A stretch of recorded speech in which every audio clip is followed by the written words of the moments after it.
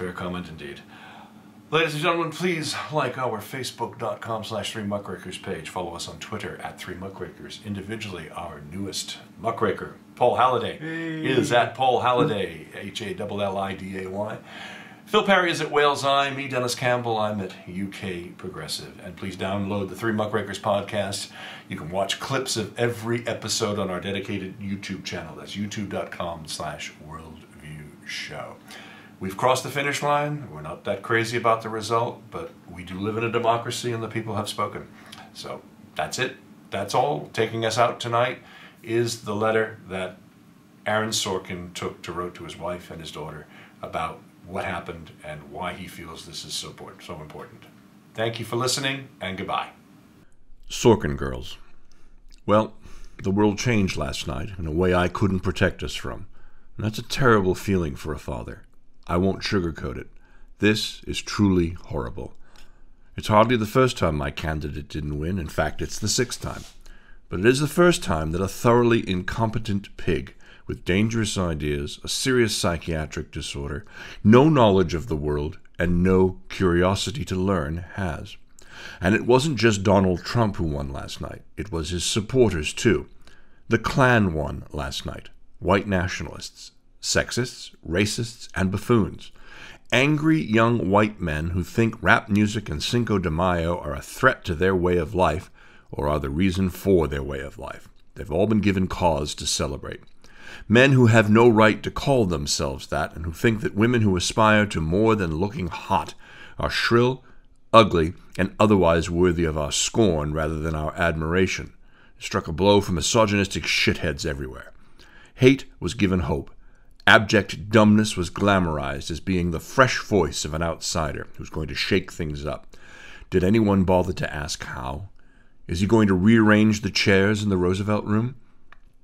For the next 4 years, the President of the United States, the same office held by Washington and Jefferson, Lincoln and Teddy Roosevelt, FDR, JFK, and Barack Obama, will be held by a man-boy who'll spend his hours exacting Twitter revenge against all who criticize him, and those numbers will be legion. We've embarrassed ourselves in front of our children and the world took no time to react. The Dow futures dropped 7,000 points overnight. Economists are predicting a deep and prolonged recession. Our NATO allies are in a state of legitimate fear.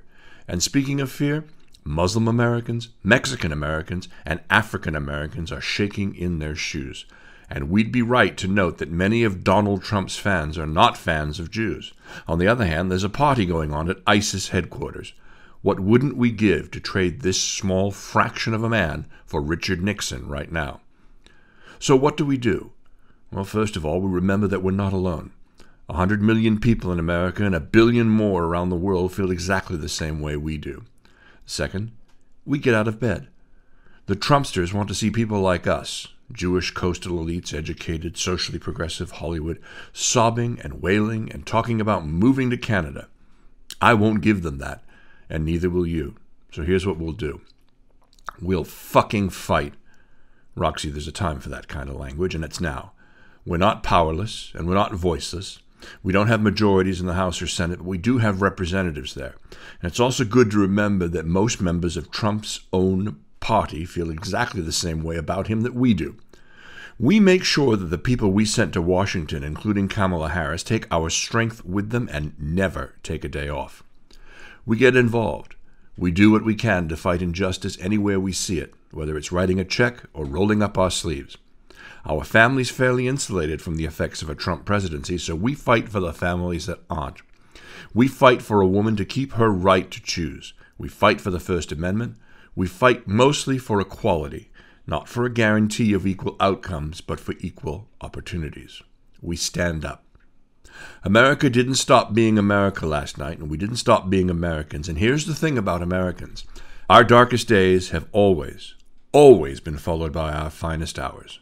Roxy, I know my predictions have let you down in the past, but personally, I don't think this guy can make it a year without committing an impeachable crime.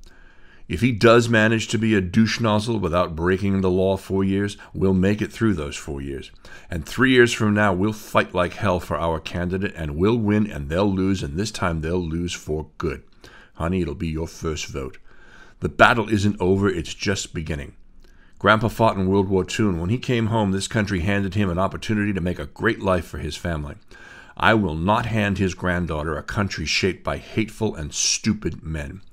Your tears last night woke me up. I'll never go to sleep on you again. Love, Dad.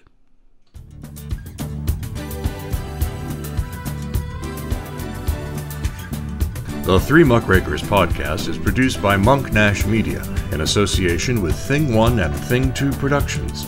Copyright 2016, all rights reserved.